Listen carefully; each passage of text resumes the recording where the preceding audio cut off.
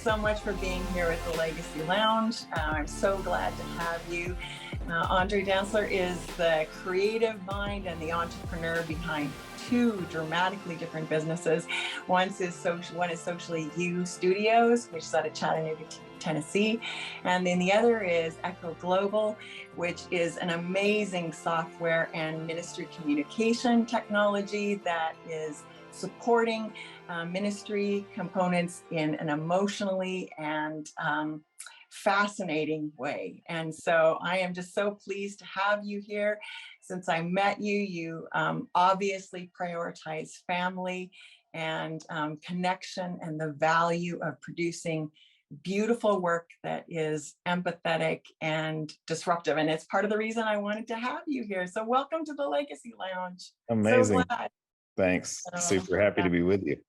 Yeah, I know, it's great to have you here. So I had just 5 simple questions to ask you. And the first one is, what does legacy mean to you? So we had this guy come in, young guy, 32. He passed away a few weekends ago. A drunk driver hit him.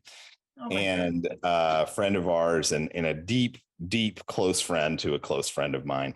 Yeah. And when he passed away, I realized just a few moments into that conversation, like, wait a minute, I asked him, very shy, timid guy. He came down to a studio filming day. He was just behind the scenes, but I heard that he did like beat poetry kind of stuff. And I realized in that moment that I had pushed him to like go on camera. I'm like, I have it all set up. I'd love to hear one of you. He started to do it for me. I was like, no. I want you to go stand over there on camera and I want to record it. And so I have this recording of him from just a few months prior of him performing one of his own pieces, you know? And so this is kind of tangential, but when it comes to legacy, I've realized with different deaths that have impacted me that now I'm a video guy doing video. But I've realized video is powerful. And so something I'm encouraging everybody to do is like, don't just settle for pictures because you're going to miss their voice when they're gone. You're going to miss their mannerisms. And so just a reminder to anyone watching, like, take a video today of those people you love, capture their voice, capture their experience, because that's a powerful tool that most of humanity has never had, that we have to kind of create almost that digital legacy. It's been interesting to think about legacy because a lot of the clients that come to the studio are kind of like finishing and they're wanting to share the wisdom and knowledge they've had.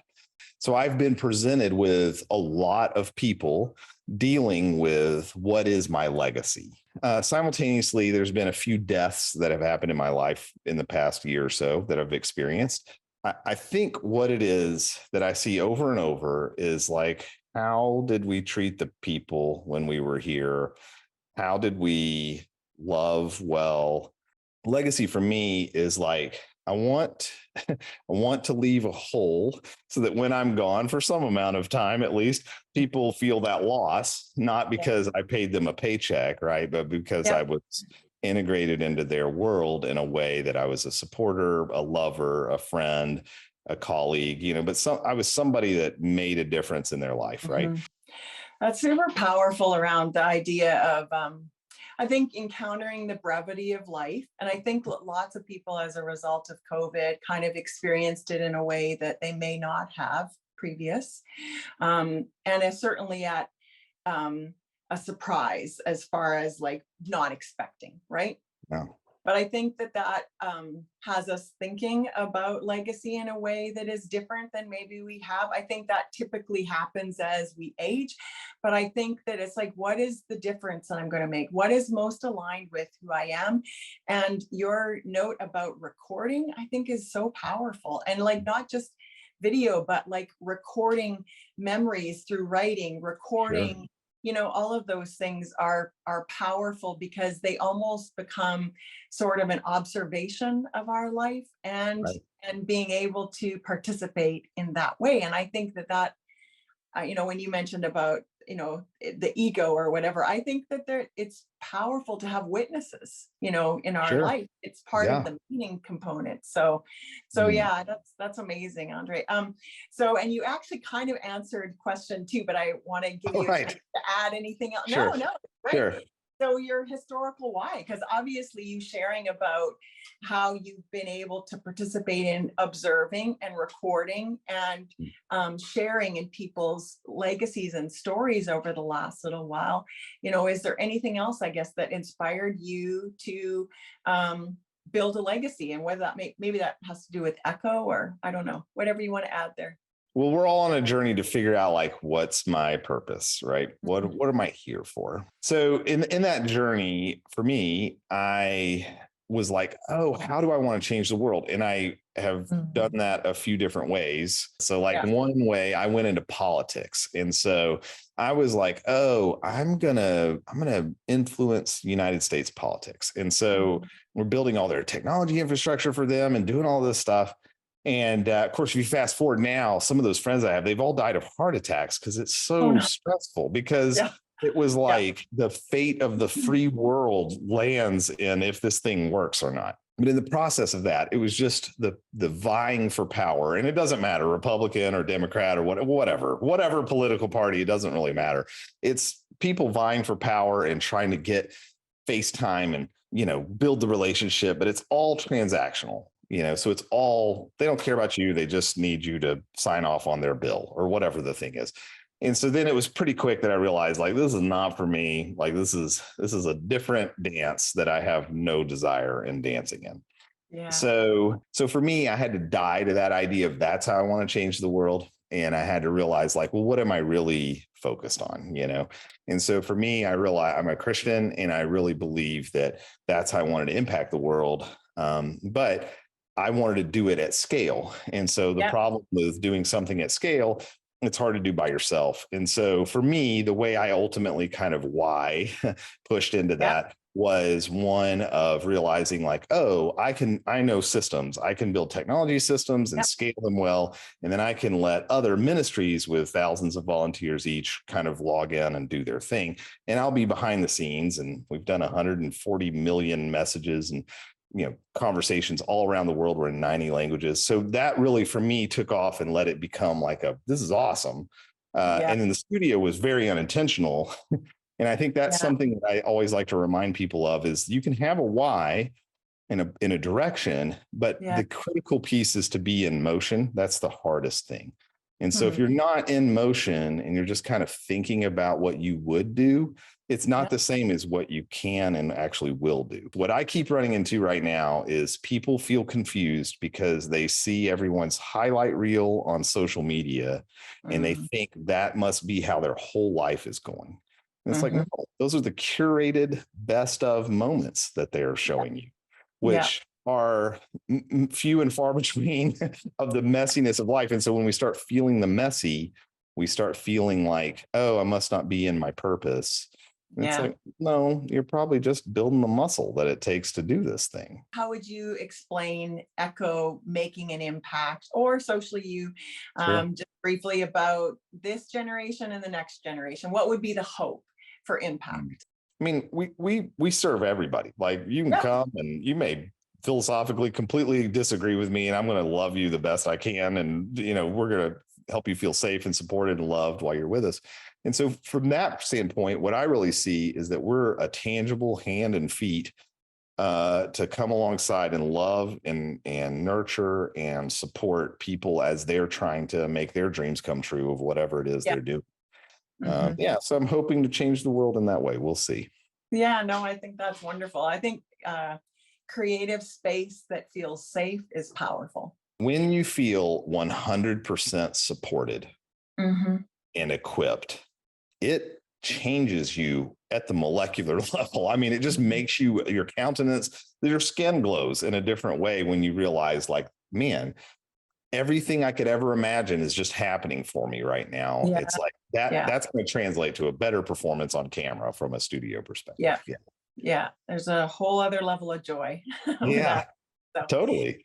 so Andre, what keeps you up at night? What do you need to see change? Well, I like to say this in a couple different ways. The first answer is nothing at all. So nothing keeps me awake at night. I Well, that's prioritize. good. And in fact, it was funny. I was just talking to a friend of mine this morning. He's a very successful entrepreneur. And he just said in passing, I'm exhausted. And then he kind of went right in and he was talking about a project he did. And he's like, blah, blah, blah. Man, I'm exhausted and blah, blah, blah, blah, blah, blah, blah. And it's like, let's go back to that. Tell me about exhausted. And so we kind of unpacked that a little bit. And we're just friends, just talking. I'm not his therapist or anything. But I said to him, look, no good decision ever comes out of a place of exhaustion. I talk with enough entrepreneurs and people that are trying to make the big difference that they're not prioritizing sleep. If you're depleted, then you're not able to serve well. So just on an actual practical, literal answer to that question, nothing keeps me up at night. Well, that's I prioritize sleep and have a strong rhythm around that. Okay. Now, metaphorically, what keeps me up at night? Entrepreneurs are typically villainized a lot as capitalist, just trying to take or whatever. But every entrepreneur I know is just trying to figure out how to give. Mm-hmm. I'm always wondering at some level, are the decisions we're making today the right ones for the future, right? So there's some level of that's happening for sure. Right. So, and last question, what do you imagine is possible? When you dream big, what do you dream or imagine as possible? Yeah, it's interesting. So I work in two key spaces, the software space and the video production space. And these two spaces literally offer unlimited possibilities. In fact, the challenge for me is no longer what is possible, but what's the correct possible to put your energy behind. So, in our world on the studio side, we now everything is green screen and we've got it where it looks exceptionally good. It doesn't look kind of good. It's undistinguishable from reality.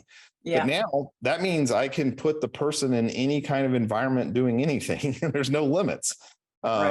I can make it look like they're in a coliseum or in a really tiny bedroom.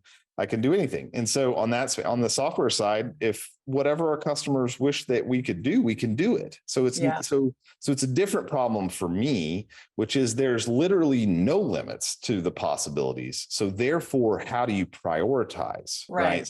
So that's always the thing, because it's like, oh yeah, sure, we could totally do that. Is that the best use of our time? That's the thing that's always the tricky part. And that is the only non-renewable resource we have is the time, right?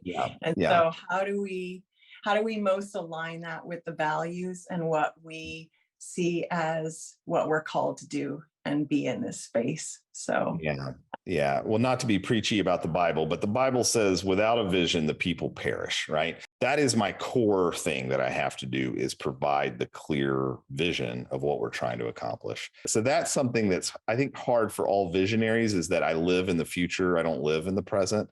And so I have to remember, like, oh yeah, everyone is here, which isn't like they're slow. They're living with the current set of things in their life, of everything that's happening. They got to make it work right now.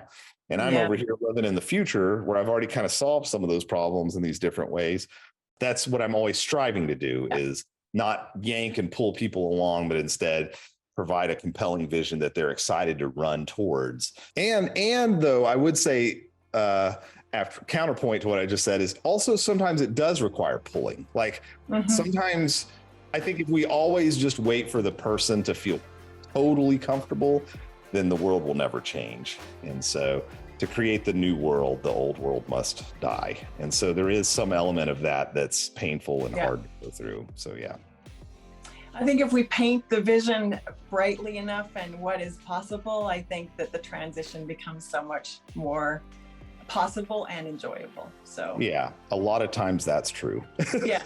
So Andre, if people want to follow you or the studio or Echo, do you want to just give us your handles so that people can take a look at what you're doing? Sure. So SociallyU, SociallyY, the letter U, SociallyU, that's the name of the video studio, and echoglobal.org is our website for all the communication stuff that we're doing. So we're on those things. And my social, I think, is just Andre J. Dantzler is where you'll find me on Instagram.